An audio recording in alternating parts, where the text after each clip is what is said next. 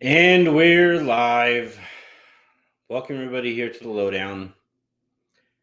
I'm Anthony Irwin, Lakers insider for LakersDaily.com. This doesn't feel great, right? This kind of sucks. This really sucks. Celtics win title number 18. The Lakers had the opportunity to leapfrog the Celtics. Unfortunately, the following season took place 5 business days after the Lakers won Title 17, and then they completely overreacted to a broken team falling short against the Phoenix Suns, and they let Caruso go. They trade Kyle Kuzma. They trade Kentavious Caldwell-Pope. And their reward for those malfunctions is watching the Celtics now jump right back up to the top of the leaderboard in terms of all-time Celtics or all-time titles won. It is not great, but I do think that there are some lessons to take from this. I do think that there is some obviously with the finals now over, we now move to JJ Redick watch. So we'll talk about that. I see that I have an empty bullet point on the graphics, so I'll try to adjust that while I talk on the fly. And then if you guys have any questions, we will go ahead and answer those. I already saw we have a couple from the iTunes mailbag. And then, for those of you who were watching live, hit me up with some questions as well. And if we have some time, we will get to those as well. Man, this blows. This really sucks. I am not a fan of talking in any, like, literally. I have 3 Boston Celtics fans, friends who I can't even congratulate. Like, I just said begrudging dap, like, to all 3 of them. That was it. I can't, I see people like, well, I'm really happy for Al Horford. Nope, can't even get there. Oh, I'm happy for Jaylen Brown. He finally gets the acknowledgement. No, can't get there. He's, a $300 million man. I don't know how much more acknowledgement you need. I am nothing but bitter. I am nothing but petty. And that is going to, I think, be the tone of this show. So without any further ado, let's jump on in. And I'll first talk about this Boston team and its build and the way it was put together and the way the moves that got them here. So first and foremost, right, it takes drafting well, and it takes, sometimes it takes some luck. The Lakers, at Magic Johnson's persuasion, took Lonzo Ball. Magic wanted the point guard. Magic wanted D'Angelo Russell traded, and then when they drafted Lonzo Ball, Magic tells him, your number is going to be up there in the rafters right next to mine one day. Blah, blah, blah, blah, blah. Jason Tatum gets taken, and obviously the rest is history there. Also, Jaylen Brown gets taken when he did. And, it was, if I remember correctly, a somewhat controversial pick. Some people thought that the Celtics kind of reached for him coming out of Cal. He wasn't particularly, polished, and there was a lot of work that needed to be done. But the Celtics believed in the physical tools and kind of the attitude, and we've seen him now grow and develop to be the Finals MVP, as it was just announced. So that's kind of the starting point. Beyond that, they drafted other role players decently well, and then also importantly knew when and for whom to trade them for. I thought the market, I was all throughout Vegas telling people, and by the way, I was talking to Celtics people, and they weren't sure about last year's offseason. Concerned that by trading away Marcus Smart for Kristaps Porzingis, that would kind of alter the team's chemistry in a negative way. But that move winds up paying huge dividends. Porzingis was incredible in that first game. And then, the other move that obviously is very notable is maintaining all of the cap slots that the Celtics were able to maintain and getting Drew Holiday basically on the cheap. Oh shoot, you know what? You guys are probably right. I might be using the wrong audio. I'm going to go ahead and adjust that also on the fly. I'll explain what is going on there. Is that, yeah, that's better. You guys hear me better now? All right. So the next thing that the Celtics did that I have been begging the Lakers to do, right, is maintain that cap flexibility. It makes your roster more expensive and it makes it that much more painful if you don't rise to the occasion over, when the time comes to win a championships like this or whatever. And but with the Celtics maintaining those cap slots and maintaining enough movable contracts, they were able to go out and trade for Drew Holiday, who I think there's a real legitimate case for him as finals MVP. I wouldn't be surprised if he got a vote, even if it doesn't normally work out that way. So you had that go on as well. You have the let's see, is this right? Yeah, that's right. So you had the Derek White transaction, right, where they basically got him for peanuts from the San Antonio Spurs, again by way of cheap contracts and a first round pick. That winds up being pretty late. So like I think for me, the lesson that I'm the lesson that I'm taking from the Boston Celtics here, and God, it just hurts. It sticks in my throat to say the lesson that I am learning from the Boston Celtics. To a certain extent, confirms my own biases. So I guess I'll cop to that. But the Celtics paid up, continued to push chips into the middle of the table, and those moves wind up leading to this championship. And now the Celtics regain that top spot with 18 championships to the Lakers 17. It sucks. It really, really sucks to sit here and compliment the Celtics, even begrudgingly. I'm not going to do so for much longer. I will go out with my final thoughts on this Celtics championship by pointing out that the Celtics beat hobbled teams all throughout the Eastern Conference in a poor Eastern Conference, and then played a Dallas Mavericks team where Kyrie Irving apparently forgot how to play basketball. Shouts to all of you people who were yelling at me for saying that I didn't think it would have been a good idea for the Lakers to trade for Kyrie Irving. And then also played a Luka Doncic who looked pretty hobbled over the course of the series too, though that might just be his body kind of wearing down because he's in poor shape. I'm really curious how he reacts to this disappointment and what he looks like entering the year next year.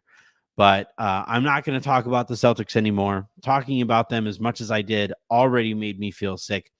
I'm going to wash out my mouth with a whole bunch of wine. And then we'll come back here and talk about the main topic that, Lakers fans are going to be paying very close attention to over the next 24, 48 hours, or however long it takes for the Lakers to announce it or leak it, is the seemingly imminent, once again, imminent hiring of JJ Redick. 1 second. This is just.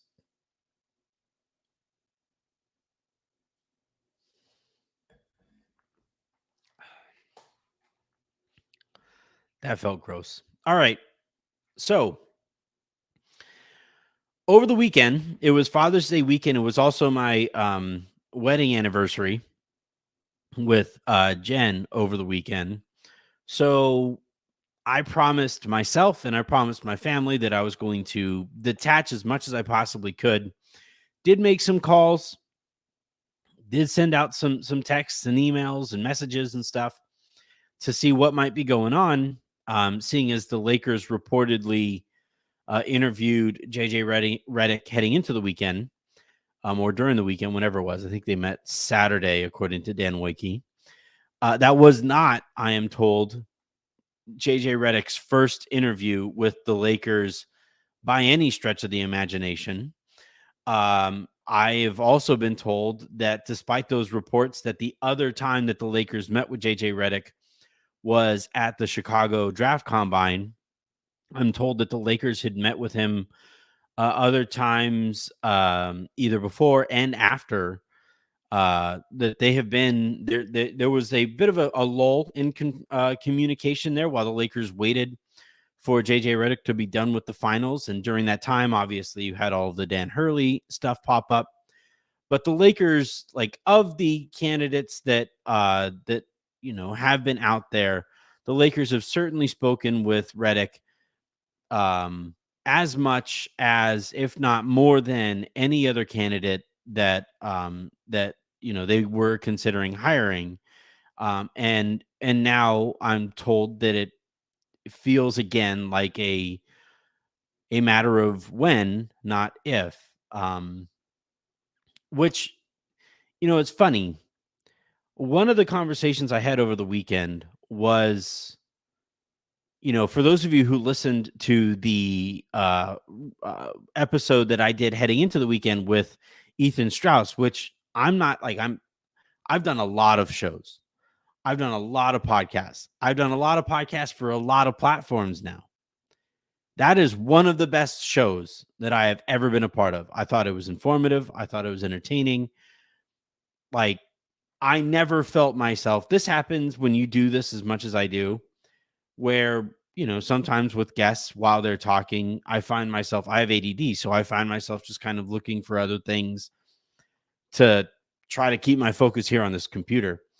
I never felt that way while I was talking to Ethan. And it was funny, the response to that over the weekend. I remember I told Ethan on that show that I had people and sources and league people and industry people sending me that article that he wrote about Woj and about Dan Hurley and about ESPN and about the Lakers. So I had people sending me that article. I read it, reached out to Ethan. He was nice enough to say, not only will I do the show with you tomorrow, but I'll clear out a nice little chunk and we'll talk about it for as long as you want. After we recorded that episode and after it aired on YouTube and on podcasts, everywhere you get your podcast, 900 people apparently watching right now. Please do hit that subscribe button. If you guys are watching on YouTube, please do. If you are watching on Twitter, head on over to youtube.com/@LakersLounge and hit that subscribe button there. Hit the like button, all that good stuff. But so Ethan and I record, and I start getting calls and I get texts. I'm driving down to Port Aransas. I live, obviously, to those of you who've been listening to the show for a long time, I live just north of Austin. It's about a 4-hour drive from where I live down to the Gulf of Mexico. That's where we were going to be spending the weekend. And in that time, I was getting texts, I was getting calls. Jim was getting frustrated because I'm sitting there driving, and she was kind of playing secretary, trying to answer and respond to all of those texts and calls and stuff. One of the conversations I had pertained to Sham's side of the story, where there are league people, like people who I really respect and whose information I have used and leaned on in the past. There are, like, real legitimate league people I've spoken to who maintain, not definitively, but strongly, that the Dan Hurley thing was a smokescreen, that the Dan Hurley thing was just a kind of, it was meant for the purpose of the perception of production rather than the actuality of production. Now, what I will say is that, like, there are Lakers people I've spoken to who have refuted that side of the story and who say that they did feel like they had a real shot at Dan and were surprised by the offer that the Lakers reportedly made because they thought that the Lakers could have had Dan Hurley. Then Dan Hurley says to Dan Lebitard on his show that apparently there was a number that the Lakers could have offered that could have gotten him away from UConn. He didn't specify the number, and maybe it's just him being kind of sly, as he would maybe, say that there's a number for anybody in situations like that. There's a number to get anybody to do anything, right? And I think that this is where I always tell you guys, those of us who have information on these things are all dealing with faulty and incomplete information. And so in this situation here, where I have people who, again, who have helped me break stuff in the past, right? Those same people are sitting here saying this doesn't add up, that the Lakers and Dan Hurley thing doesn't add up. And the thing that they wind up pointing to is, all right, if the Lakers really sincerely felt they had a shot at Dan Hurley and Dan Hurley leaked the number that he was expecting, John Fanta says $100 million offer. I do my own digging and ask if 8 for 100, because I did some math there. I said, well, if it's $100 million, I don't think the Lakers are going to hand out a 10-year offer. And I don't think Dan Hurley would want to sign a 10-year offer. So I figured like 8 years for $100 million, that's like $12.5 million a year. That puts him slightly below Monty Williams, but given the length of the contract and the amount of money that you're talking about there, where you're reaching 9 figures to coach the Los Angeles Lakers, that was kind of the ballpark that I thought that the Lakers would have to get to. I asked my Lakers people, this is a big number. Do you think Rob and Jeannie would be willing to go that high for Dan Hurley? And I was told yes, hesitantly, but yes. So that's when I tweet. I'm hearing the ballpark that the Lakers are preparing, the offer that the Lakers are preparing to make to Dan Hurley is in the ballpark of 8 years, $100 million. Where they're like getting ready or prepping themselves for that number, that amount of zeros on their contract, or on their offer. And then when it gets reported that it's for 6 years, $70 million, as people have pointed out, you're only talking about $800K per year difference there. But those extra 2 years and the extra $30 million matters, especially to a head coach who has watched Frank Vogel win a championship, get fired 2 years later, who watched Darvin Ham make a Western Conference final and get fired the very next year, or at the end of the very next year. Like, Dan Hurley is going to ask for every amount of comfort and confidence in that role as he could possibly get. And that's why I was surprised after Dan Hurley basically leaked the offer that he was expecting. I was really surprised that the Lakers came in below that offer. And the league people that I've spoken to and other people who are even close to the Lakers have said, yeah, that doesn't quite pass the smell test. It doesn't quite add up. That if the Lakers really felt that they could get him, and if Dan Hurley is telling them that there is a way for him to get them, why come in below that offer? And I don't really have a response. So now fast forward to the finals are wrapping up, right? The Celtics are 1 win away from winning the NBA championship.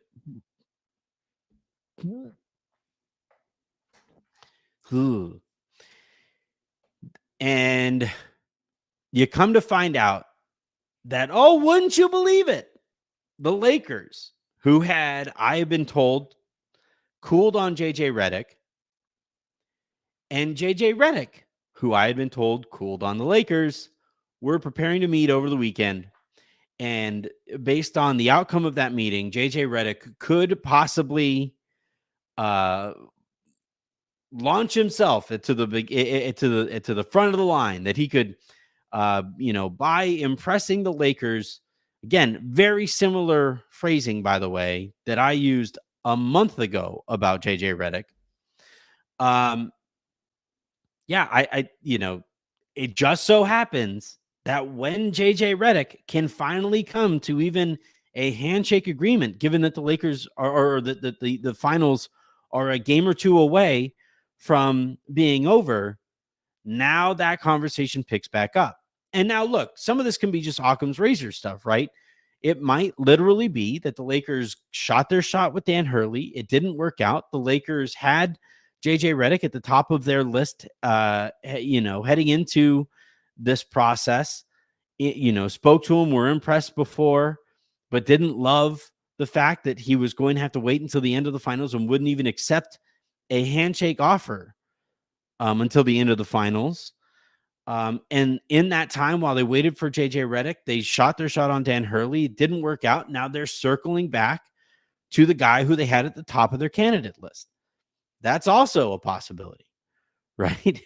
God King, Tony Clifton, sounds like they shot with a Nerf gun. That's my thing, right? Like if you're sitting here telling me, and if Woj is trying to convince us that Hurley was the guy and was always the guy, and the Lakers didn't have anybody else at the top of their list other than Dan Hurley, and then when they finally have an opportunity to actually make that kind of an offer, they lowball him?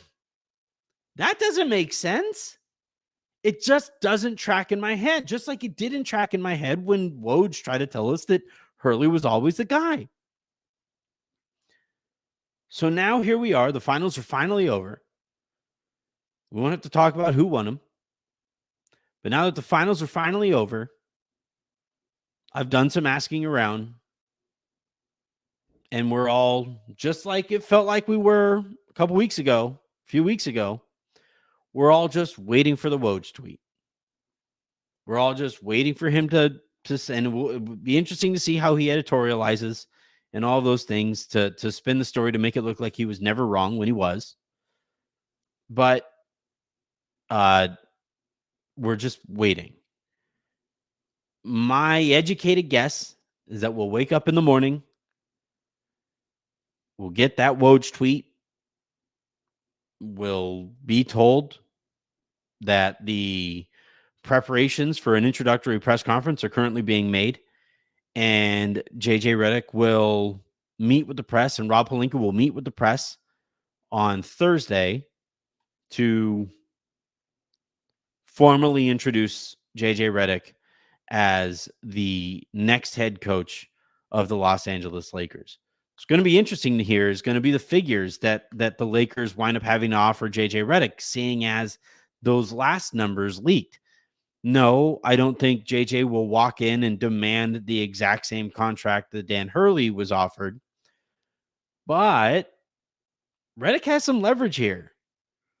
Redick can always just turn him down and say, you know what? I'm going to wait for an opportunity in an organization that values the head coach more than you seem to, based off of the offer that you're willing to make me here. Redick has his gig with ESPN, where he is growing and they are grooming him to be kind of the preeminent voice for NBA stuff on their channels and during their live events.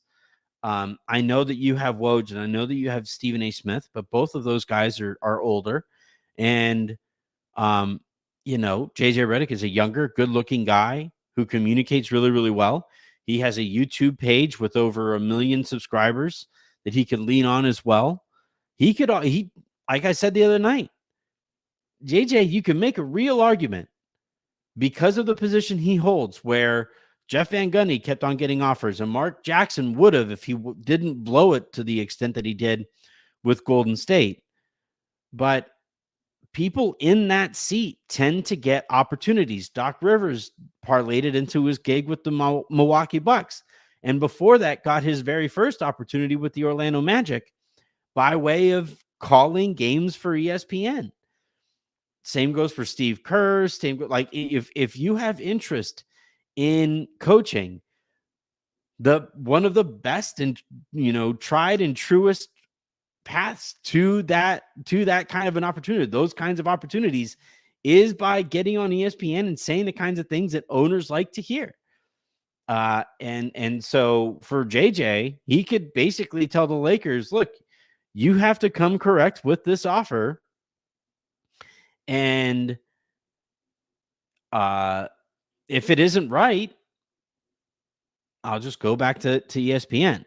And I think that's part of why we haven't seen James Borrego accept the offer with Cleveland, even though he, by all accounts that I have spoken to, is, pretty clearly the leader in the clubhouse for that gig. And I think as soon as the Lakers finally do offer the job to JJ Redick, Borrego will just accept the job with Cleveland, or those two announcements are going to come in very short form. And look, maybe if the Lakers lowball JJ Redick and James Borrego takes the gig with Cleveland after seeing the Lakers lowball two head coaches potentially in the same hiring process, maybe Borrego goes to Cleveland anyway, and the Lakers stumble drunkenly into Mike Inori or David Adelman or Sam Cassell or whatever. In which case, bad process leads to okay result, right? A lot of people have been a lot of very smart people have been hoping that the Lakers would hire David Adelman. Regardless, what matters here the most, for all intents and purposes here, to you, the audience, is who you think or you want to know who I think is going to be the next coach of the Los Angeles Lakers. I'm not the 99% sure that I was once upon a time because of all the nonsense. But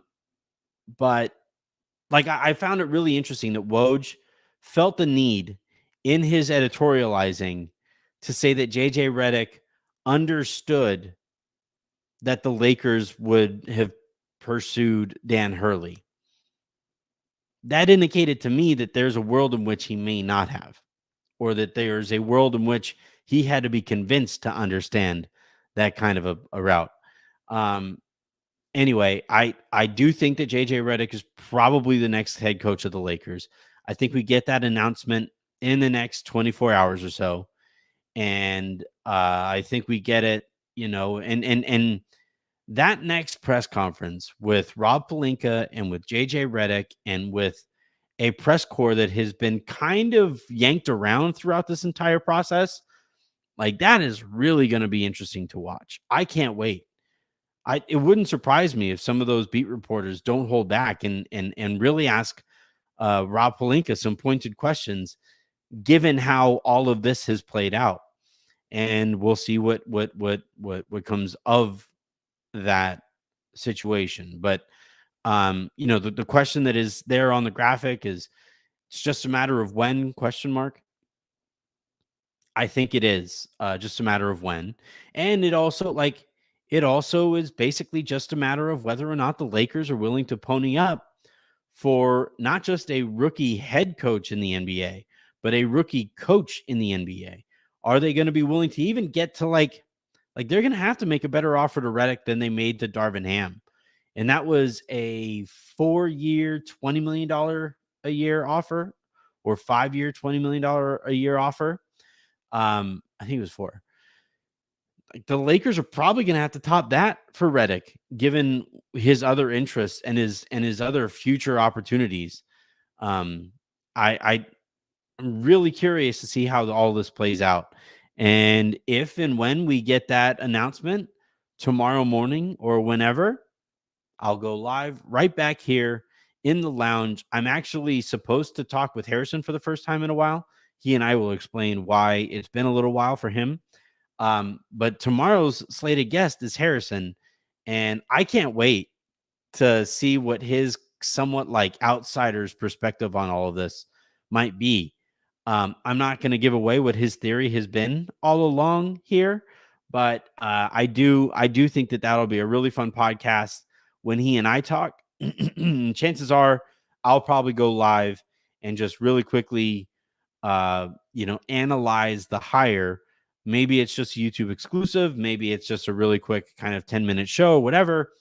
But my educated guess is that in the next 24 hours or so, maybe 48, the Lakers leak to Woj that Redick is the guy, and we all get to move forward with our lives.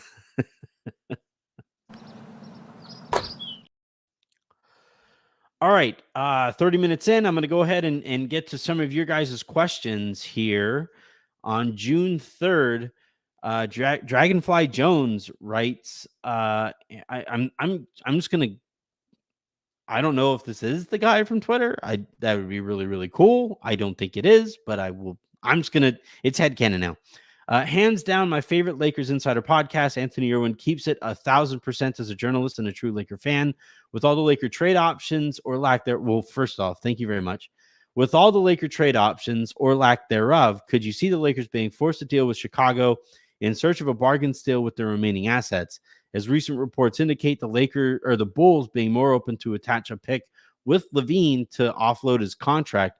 Could you see the Bulls and Lakers being interested in 2 Laker firsts for LaVine plus Caruso plus Drummond for D'Lo, Rui, Gabe, Rui and Gabe or JHS?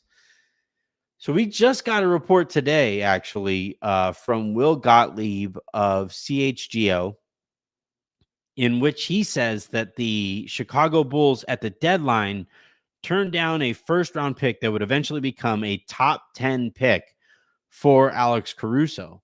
Back at the deadline, when I was talking to people around the league about what Chicago was prepared and ready to do, when the name Alex Caruso came up, I was told this time definitively he's not moving. He's not going anywhere.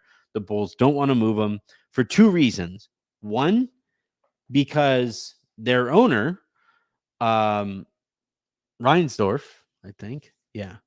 Reinsdorf, Jerry Reinsdorf, is convinced that they can continue to be competitive, i.e., he doesn't want to rebuild because that would cost him potential play-in and playoff revenue. That's very consistent with how Reinsdorf operates. It's why I consider him among the worst owners in all of sports. Guy ran out Michael Jordan, and they've been irrelevant ever since. So that's reason number 1 why Caruso probably isn't moving. The reason he, at the very least, didn't move at the deadline.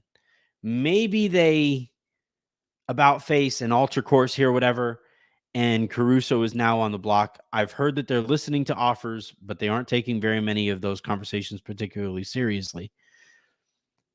But reason number 2 is their main basketball decision maker, whether he's vice president or president of basketball operations or GM, Arturas Karnisovas.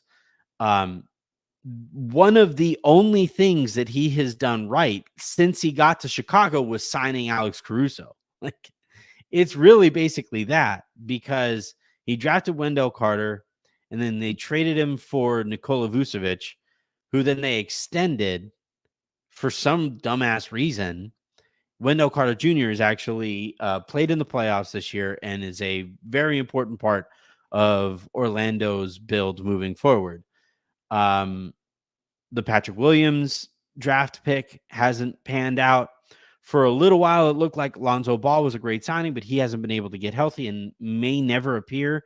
Looks like he's heading towards may never ever being healthy again. The DeMar DeRozan signing looked like it was going to work out for a little bit, but then when Lonzo Ball got hurt, that really kind of threw off their defense, and their entire defensive identity is now built off of Alex Caruso. And he is really basically the only thing that you could say was a slam dunk, grand slam decision, as any Lakers fan could have predicted he was going to be. But so between those two things, Karnisovas not wanting to trade away one of the few things, maybe the only thing he has done right there, and Jerry Reinsdorf and his absolute assistance to prioritize the bottom line over, real competition, viable competition, I don't think that Alex Caruso will be on the move. Now, the Levine thing is kind of interesting. If his contract was just a little bit less, I would be more interested because it would require moving fewer players that the Lakers currently have. But as indicated there in the question,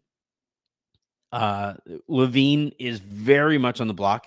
Word around the league is that he was actually getting ready to be moved to Detroit and then went under the knife to basically kind of hope to ensure that he would not have to go to Detroit.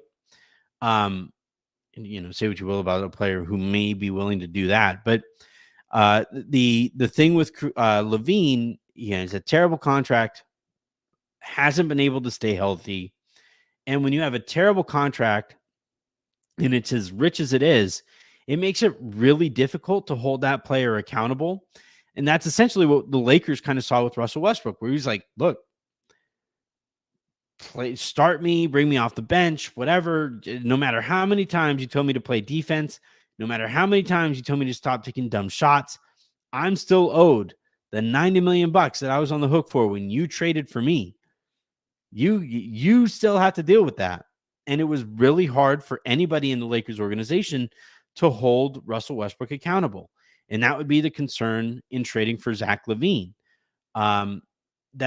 He's a very special talent, and maybe it works out. Maybe he does kind of course correct and kind of revives his career. That's the bet that Dallas made on Kyrie Irving, and it got them to a finals. So maybe that's how it plays out. But the Lakers are going to be very trigger conservative here because of how it played out with Russell Westbrook under fairly similar circumstances before. And, when you look at the kind of players, like in that one, it's like Rui and D'Lo and Gabe and potentially JHS. Like, those are real rotation players that the Lakers are trading for Zach LaVine, who may not stay healthy, may never care about defense, and has that insane contract.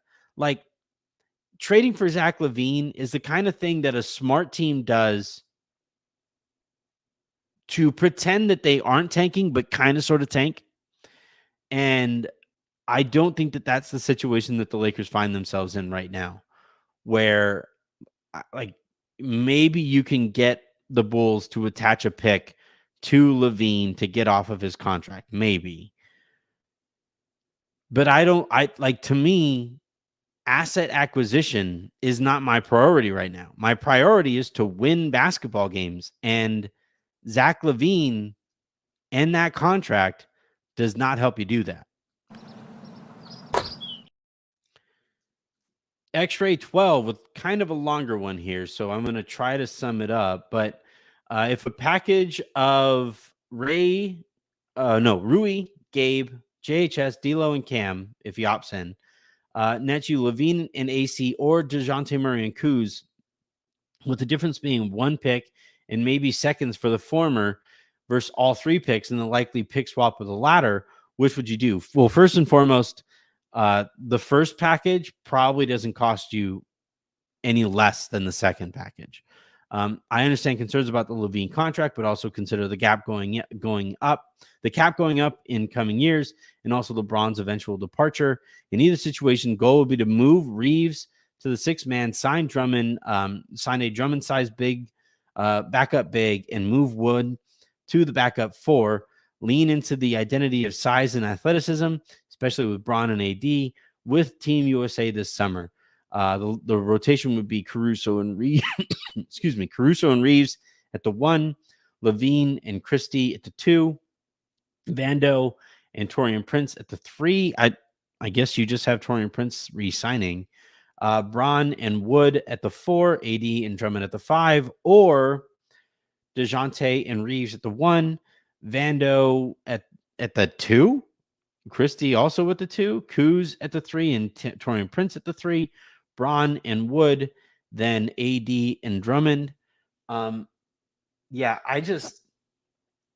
so it's going to cost 2 picks for Kuz as it stands right now. Like, they have the Washington Wizards, I'm told, have turned down multiple first-round pick offers for Kyle Kuzma in the past.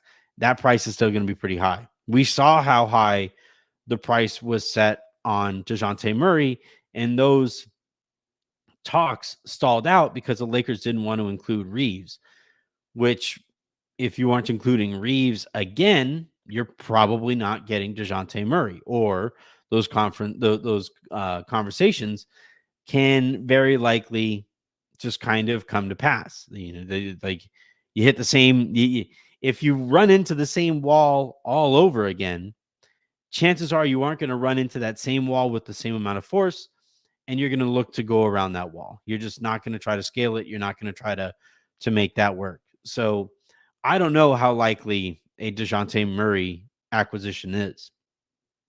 And then, on the other side of things, maybe the thought is that it's going to take 2 picks, 2 first rounders and a bunch of second rounders, maybe a pick swap to get Alex Caruso. And then maybe you knock one of those picks off because you're including Levine in the deal. Maybe you try to convince them that Jalen Hood-Schifino is something like a second rounder in terms of value.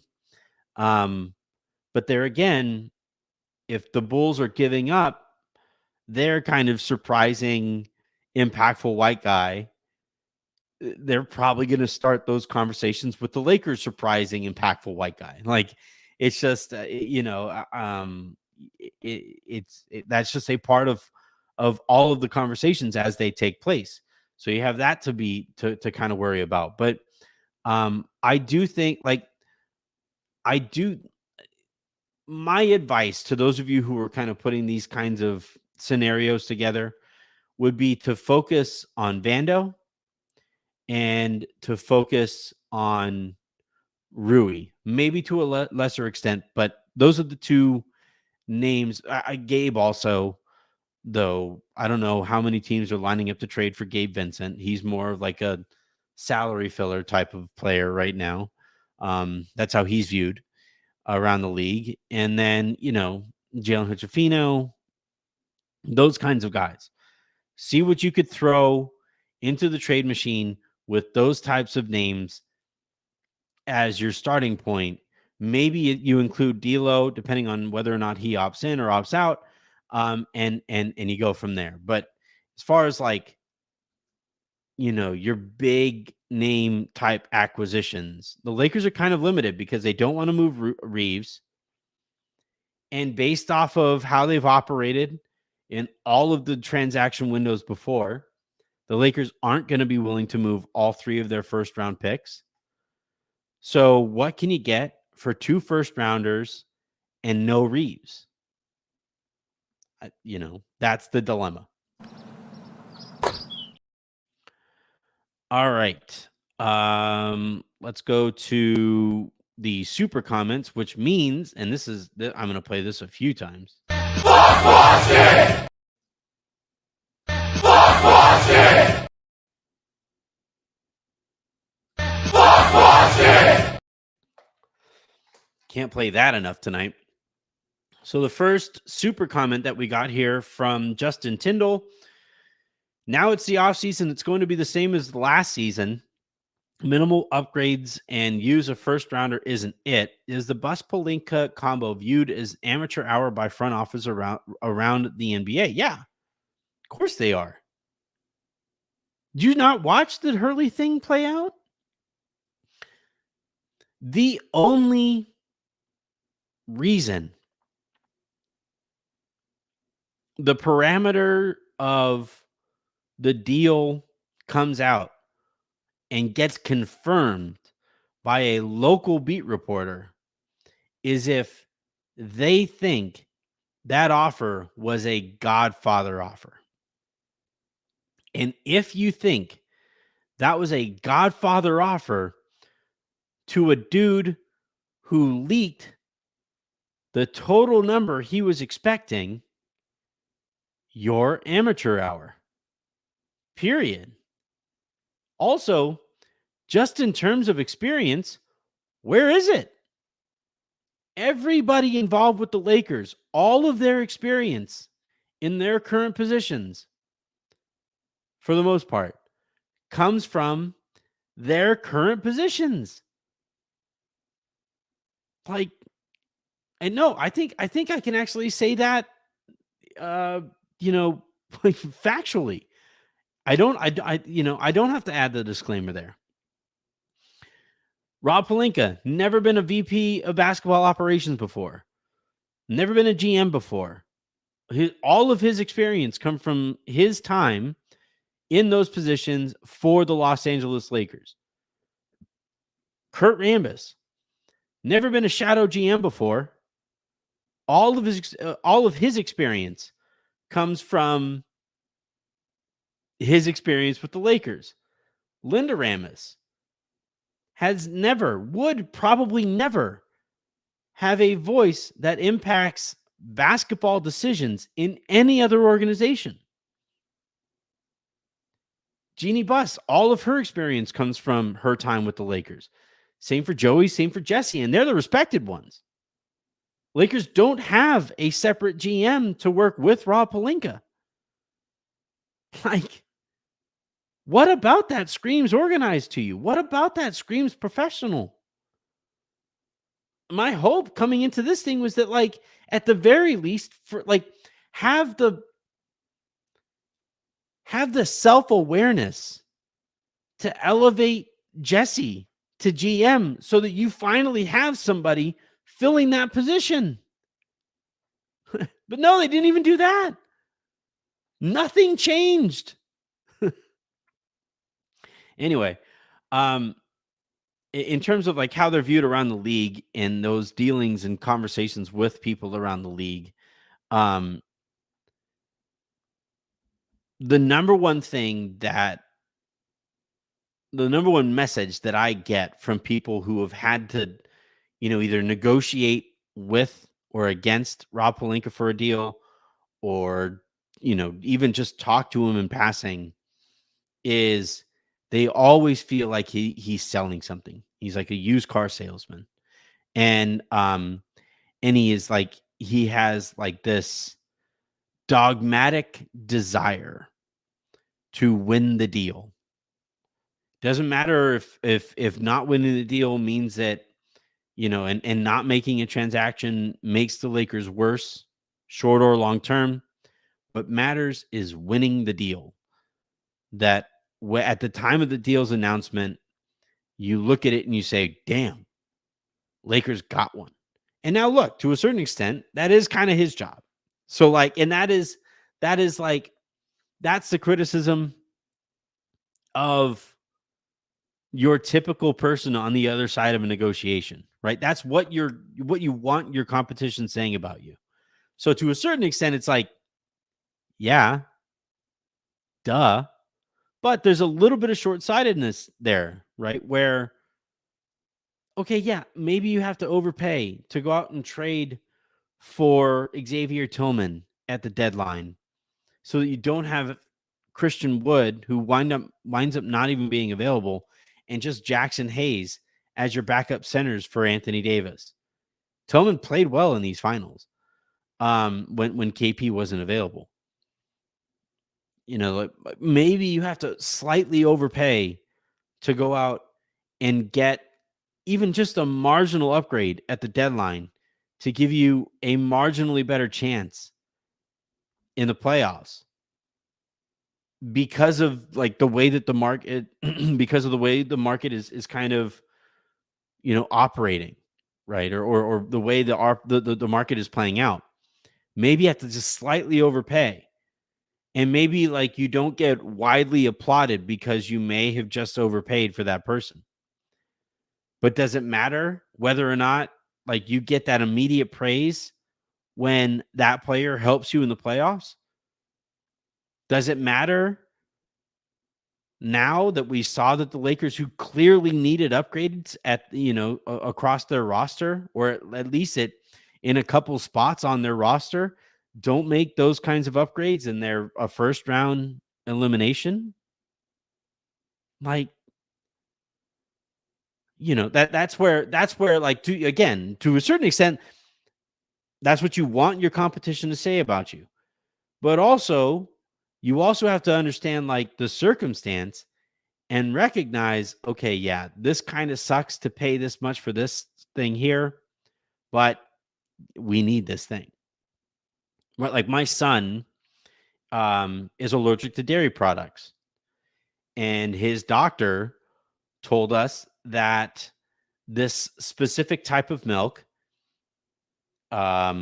is the best type of non-dairy milk that we can give him, but it costs like 2 or 3 times more than typical like almond milk or whatever.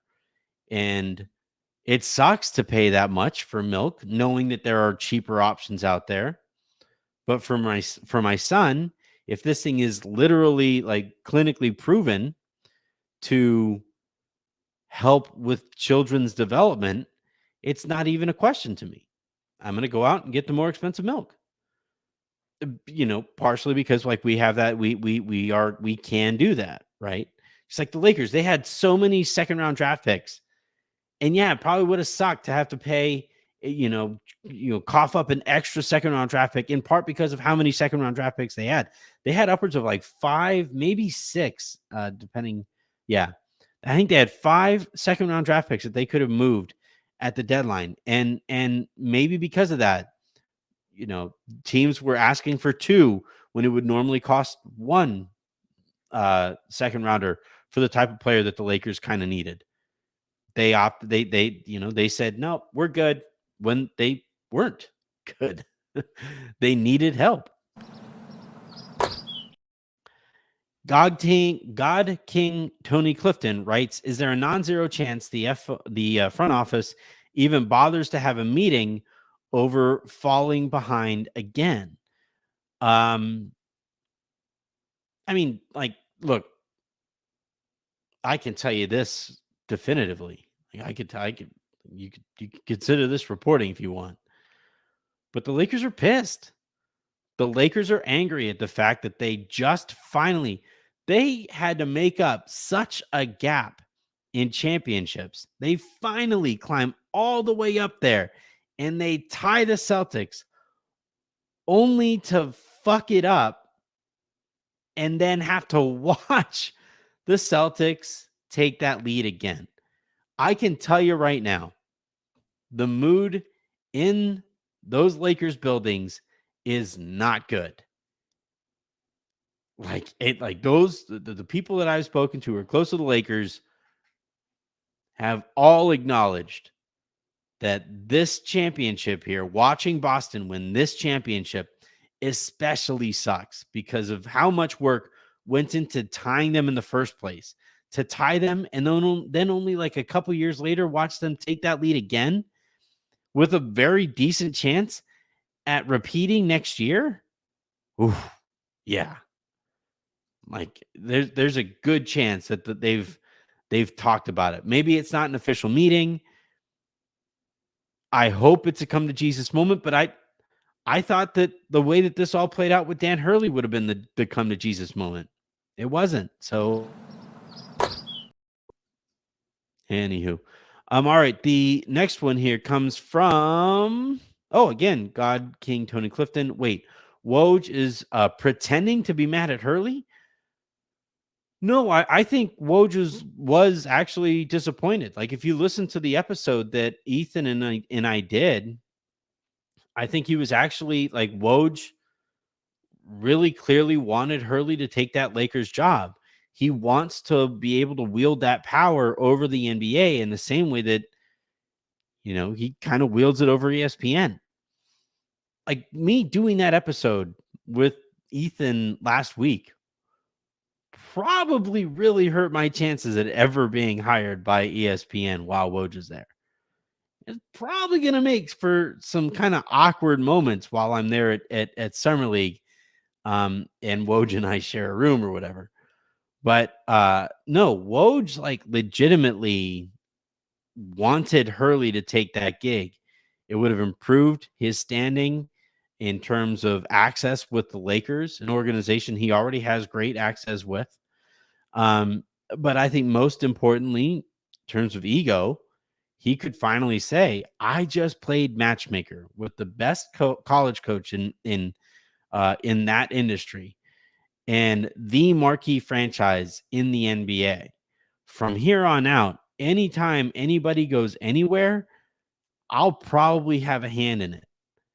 And that is, I think, why Woj was legitimately disappointed when he did that hit with Scott Van Pelt for ESPN. Justin Tyndall writes, Cambros tweeted, same holiday trade could be worse than the Westbrook trade, made me feel better. I saw that. I don't know. It's hard for me to feel that way, seeing as Milwaukee still has like better chances at winning a championship moving forward than the Lakers have since they traded Russell Westbrook. I get where he's coming from, but like the thing is, Milwaukee didn't trade Drew Holiday to Boston. If I'm remembering correctly, they traded him to Portland, and then Portland traded. Yeah, no, that's how it played out.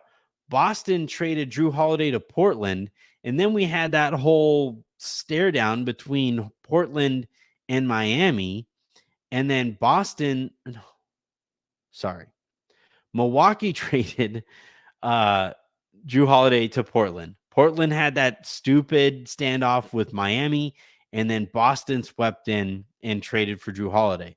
So to a certain extent, like, I don't know how much Milwaukee can actually blame themselves, seeing as it was an entirely different organization that sent Drew Holiday to the place that he would win this championship.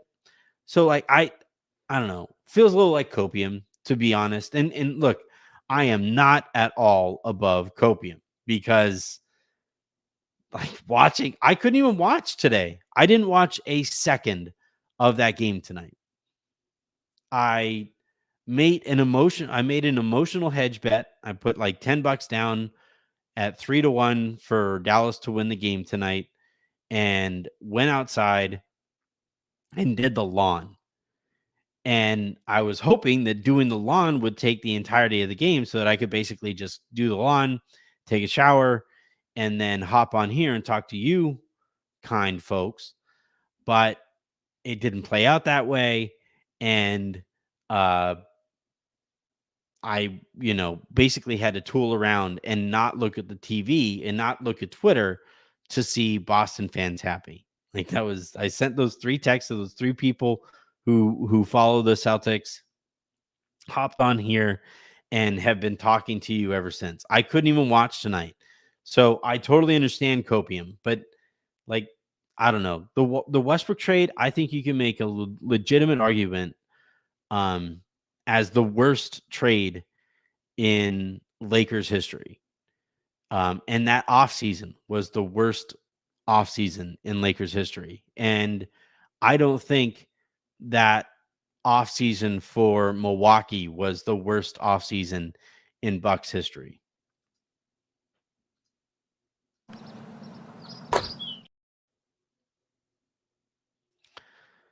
All right. The next question here comes from Marley via Senor. Do you think there's a possibility that Redick is already hired and Lakers are just waiting to announce him? Yeah, it's a possibility.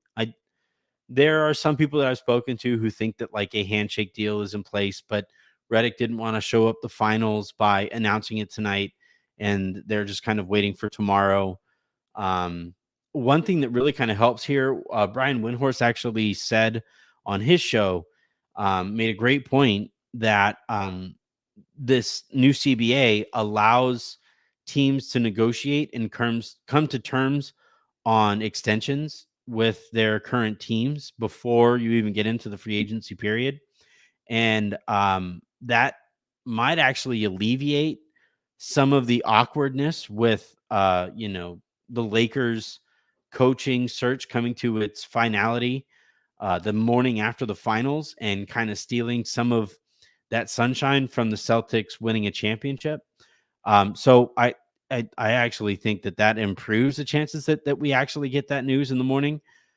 But yeah, I had people telling me weeks ago that there was a handshake deal in place and they were just waiting the for the finals to be over. And I told you guys that then.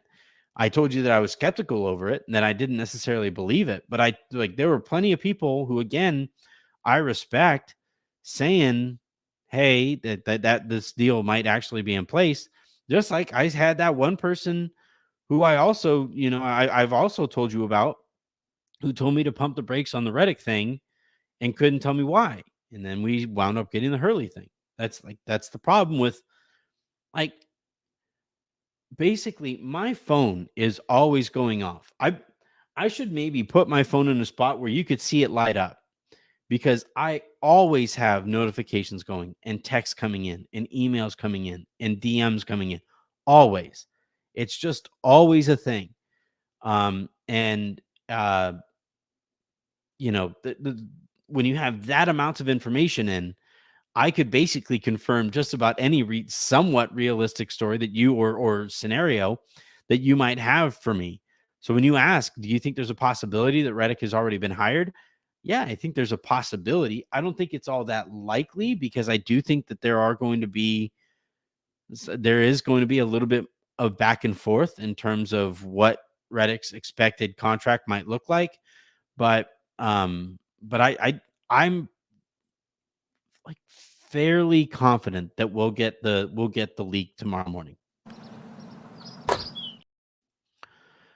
All right. Justin Tyndall writes again. Man, thank you very much, Justin.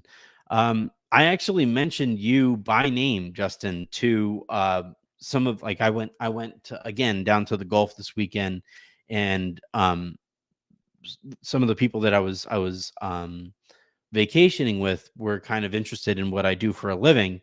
And I told them about super comments and how it always blows me away that people pay to hopefully get their question here on the show. And Justin, you were actually the person who I said, like, I have this guy, Justin Tyndall, who always, pays for these super comments.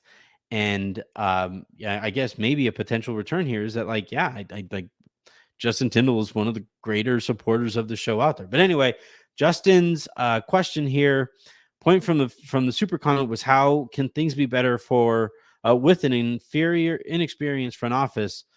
You get what you pay for, Jeannie. Yeah, I think that's a great point. That I don't even know if it's not. Well,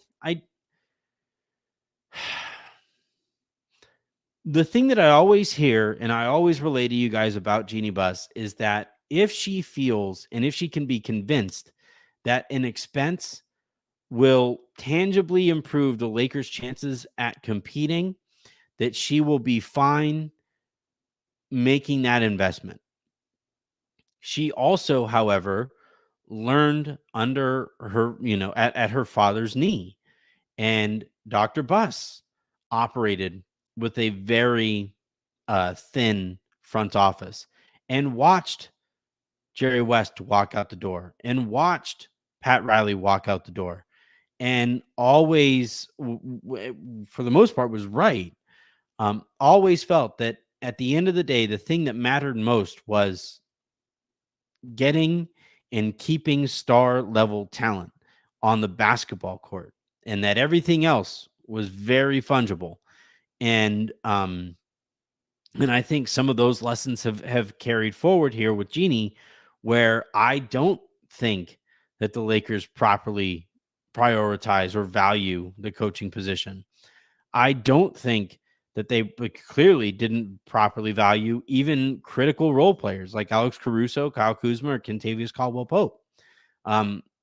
They all moved so that the Lakers could go out and get somebody who they thought was a star. They were just wrong about him being a star. Hell, they were wrong about him even being much more than a veteran minimum player. That's basically what he's been since. And when you operate like that and you're only interested in big swings, means you're gonna line yourself up for some big misses. And because you don't prioritize the margins the way that you should, it makes you less capable at making up for those big misses. And then finally, God King Tony Clifton writing, is Woj also mad at the front office for lowballing Hurley?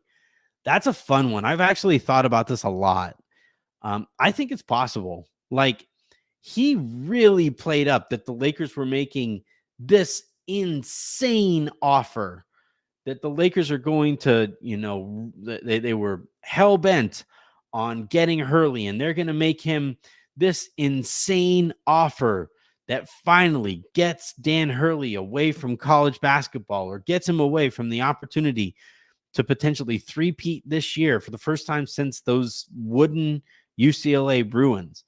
And like, I don't know, I could, maybe it's confirmation bias on my part, but I could kind of see the wind kind of blow away from his sails when he was like, yeah, the offer was 6 and 70. Yeah, that's what they thought would get it done, and it didn't get it done. And like, I was really kind of curious. Like, we saw him editorialize and say that Dan Hurley would regret not taking the Lakers up on that offer. I also was waiting for him to say that, like, maybe the Lakers would regret not making a more competitive offer to Dan Hurley, given everything that he was going to be turning down. We didn't get that type of editorializing. We didn't see that, and I was kind of surprised that we didn't. But I think it's altogether possible, if not probable, that he was pissed at the Lakers for not making a more serious offer. All right. I heard somebody up here say, I hope Harrison is okay.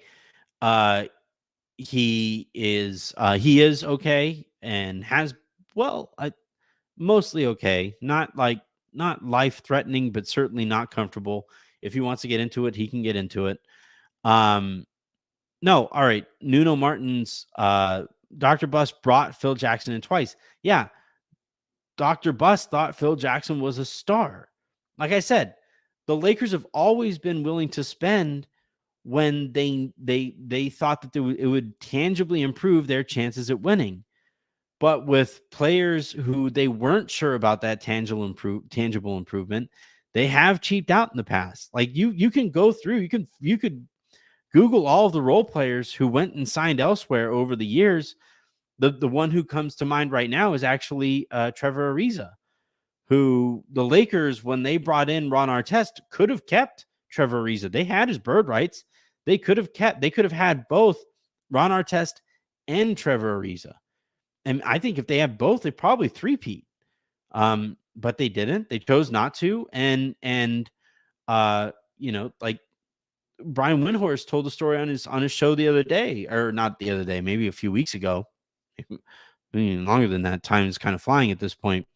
But he was, talking to somebody about the Lakers letting some big, sign elsewhere and not making a more serious offer for that player. And, he was talking to another executive in the league and wondering, like, wow, I'm kind of surprised that they just let that guy go.